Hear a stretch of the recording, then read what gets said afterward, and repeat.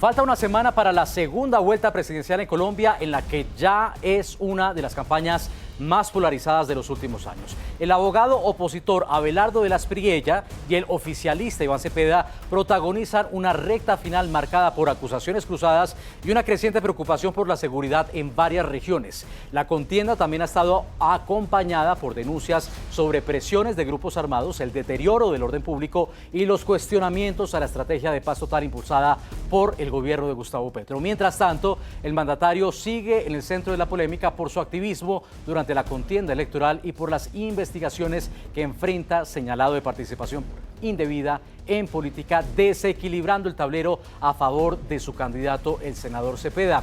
De hecho, el diario El Tiempo publica que el mandatario ha cancelado su agenda pública en regiones para seguir favoreciendo a Cepeda después de estas denuncias.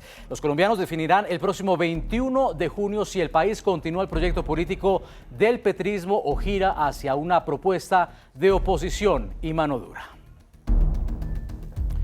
En Soledad, Atlántico, el candidato oficialista cierra su campaña en lo que ha denominado el banderazo de la victoria. Nuestra compañera Daniela Mora está en el lugar de la noticia. Daniela, muy buenas tardes. Con todo el sentimiento de la gente de Soledad. Porque Soledad. Hola, muy buenas tardes. Nos encontramos reportando información en directo, específicamente desde el barrio Los Robles, esto en el área metropolitana de Barranquilla, como usted bien lo llama. Ha sido denominado este cierre de campaña el banderazo por la victoria para anunciar el cierre de toda esta correría en su camino hacia la presidencia. El candidato Iván Cepeda a esta hora, haciendo que simpatizantes se reúnen en una vía pública de este municipio, específicamente en el bulevar del barrio Los Robles. Se espera que en tan solo minutos más bien haga su ingreso el candidato Cepeda y adelantará un recorrido en plena vía pública de aproximadamente unas 5 cuadras hasta llegar hasta este punto de concentración, donde se espera que inicie también toda su declaración y entregue todos esos detalles de lo que él ha considerado su campaña presidencial. También se espera la participación de grupos culturales, hay presencia de movilizaciones sociales, grupos sindicales, juveniles, manifestando por supuesto su respaldo al candidato. De hecho, en las últimas horas nos informan que para el día de mañana también ha convocado una rueda de prensa donde entregará o hará un anuncio importante a los medios de comunicación, pero esta convocatoria no será pública, sino en un hotel del norte de Barranquilla. Por el momento seguimos a la espera de la presencia del candidato. En este punto hay presencia de la fuerza pública y hasta el momento no se han reportado situaciones que pongan en riesgo la seguridad de los simpatizantes. Es por el momento la información desde Los Robles, en el departamento del Atlántico. Esto fue todo para nuestro Centro Internacional de Noticias. Seguimos atentos. Gracias por el reporte. Este sábado el candidato oficialista Iván Cepeda se encontraba en Bogotá, la capital de Colombia, para cerrar su campaña en la Plaza de Toros La Santa María, que es un símbolo de las políticas del presidente Gustavo Petro, quien fue alcalde de Bogotá y quien impulsó el cierre de esta Plaza de Toros para convertirla en un centro cultural. El candidato del Movimiento Defensores de la Patria, Abelardo de la Espriella, cierra por su parte su campaña en Buga, en el suroccidente de Colombia, donde esperan su asistencia en una misa de sanación en la Basílica Menor del Señor de los Milagros, para después encabezar un acto multitudinario. Y una nueva encuesta en Colombia da la ventaja al opositor Abelardo de la Espriella a solo 7 días de la segunda vuelta. El sondeo del Centro Nacional de Consultoría para la revista Cambio muestra al abogado con el 48,6% de la intención de voto, mientras que Iván Cepeda, candidato del partido del presidente Gustavo Petro, alcanza el 44,7%. Estos datos representan un giro, ya que las mediciones del Centro Nacional de Consultoría previo a la primera vuelta presidencial, Cepeda lideraba todos los escenarios hipotéticos del balotaje, que mostraba al resto de los candidatos a competir por su derecho a enfrentarlo este 21 de junio. Sin embargo, el escenario cambió. La intolerancia volvió a hacer presencia en medio de la campaña electoral. En el municipio de Chía, en las afueras de Bogotá, un grupo de seguidores del candidato Abelardo de la Espriella habría sido agredido con arma blanca. El hecho dejó una persona herida y 3 capturados.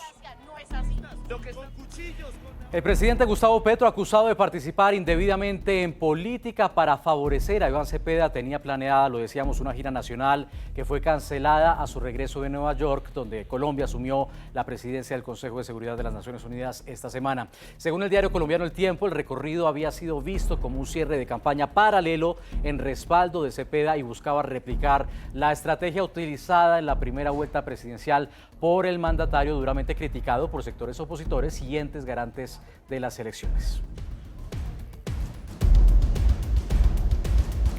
Saludamos a esta hora a Julián Meneses, analista en jefe de la firma de consultoría y análisis Estrategio. Gracias por estar con nosotros. Gracias por la invitación. Buenas tardes. Muy buenas tardes. ¿Cómo perciben ustedes esta última semana que nos queda frente a la segunda vuelta presidencial, con las encuestas ratificando a Abelardo de la Espriella en la cima, en contraposición a lo que mostraban en la campaña de la primera vuelta? Muy positivo para el país, la verdad. Sin embargo, esto genera algunas tensiones en el ambiente militar, en el ambiente de seguridad pública y obviamente en los contextos sociales y políticos, pero el riesgo país ha bajado mucho en las últimas semanas y así es como nos perciben desde fuera los inversores, y las situaciones han cambiado y ahora hay un espíritu de interés nuevamente por el gobierno, por la situación en Colombia y por la inversión. Aquí ha habido durante esta campaña una amenaza continua, más que latente, continua, y es la denuncia que trazaban desde la oposición de la indebida participación en política del presidente Gustavo Petro, que, reporta el diario El Tiempo, canceló el viaje que tenía programado esta semana a las regiones. ¿Qué tanto pudo haber desequilibrado esto la balanza? Yo creo que mucho. Las participaciones que está haciendo el presidente en la política le ha beneficiado a Abelardo de la Espriella, a pesar de todo lo que la gente pensaba, y es muy importante ver que parece ser que hay una ruptura al interior del movimiento de izquierda en Colombia, porque se está viendo una afectación en el crecimiento, han llegado a un límite específico. Sin embargo, también hay que tener en cuenta otros dos temas muy importantes, y es la influencia de los grupos armados ilegales en varias regiones del país, que ya los modelos nos permitían calcular eso y ya se está presentando. Por ejemplo, en Antioquia, norte de Santander, en la región de Tibú, el Tarra, en Arauca, en el Meta, y también en el Pacífico, incluyendo el Valle, Nariño y Cauca. Y un tercer elemento que los modelos muestran que muy seguramente vaya a ocurrir, y vamos a ver noticias en los siguientes meses y hasta años, es el flujo de dinero de los recursos ilegales, especialmente los grupos de narcotráfico, hacia la campaña que les puede favorecer más. Ha habido preocupación, Julián, hay que decirlo, por el reconocimiento de los resultados.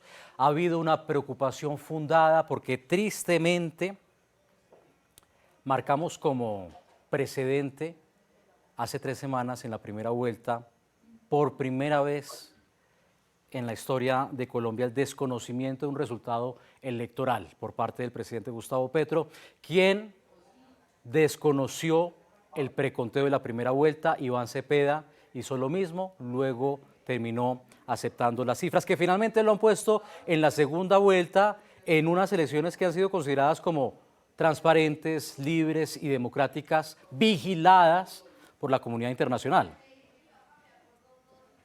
Sí, de acuerdo. Todos los organismos internacionales reportaron total claridad. Creo que el gran ganador, el que ha soportado la democracia en este momento, es la registraduría, siendo totalmente clara, permitiendo que se tomen fotografías, etcétera. Ahí no hay ninguna duda realmente. Nuestros cálculos mostrarían 3 escenarios realmente, solo en uno de los cuales podría volver a repetirse esta hipótesis. Si hoy, con los datos que existen, Abelardo de la Espriella gana por encima de 4 puntos sobre Iván Cepeda, no habría forma de decir que hubo fraude por la cantidad de votos que se llevarían. Con más de 21 millones de personas votando, pues eso sería una cifra muy alta para poder decir que hubo un fraude. Sin embargo, si la diferencia es de menos del 2%, ese argumento seguramente va a volver a salir, y eso llevaría a muchas tensiones sociales y políticas en el país entre el día de la segunda vuelta y la posesión presidencial. Ayer hablábamos con la oficina de Washington para América Latina y están preocupados porque temen que eventualmente un desconocimiento de las elecciones el próximo domingo lleve a el estallido de un conflicto, al estallido de enfrentamientos, de disturbios que pongan en vilo al país. ¿Frente a qué amenaza se encuentra Colombia en este momento con el riesgo del desconocimiento de los resultados después de que el candidato Iván Cepeda pues cayera también en las encuestas y pasara segundo en el balotaje y no primero como anticipaban ellos? Hay una amenaza por lo menos con tres dimensiones importantes. La primera es la dimensión política, en donde obviamente se pone en entredicho la estabilidad del Estado colombiano, no del gobierno, sino del Estado colombiano. La segunda es una amenaza militar, porque a mí no se me olvida, y tengo que decirlo directamente, cuando en el estallido social el presidente Petro, en ese tiempo senador Petro, puso un tuit llamando al golpe de Estado, y esto podría volver a pasar, no está descartado realmente, lo que generaría una dimensión también en lo militar y en lo social. En lo militar, básicamente los grupos armados ilegales, las guerrillas, podrían unirse a esas dinámicas. De hecho, ya hay evidencias. Hoy se tuvo conocimiento no solo de la imposición de carnetización, sino de multas por no votar y no participar en política y presión sobre los líderes de las juntas de acción comunal.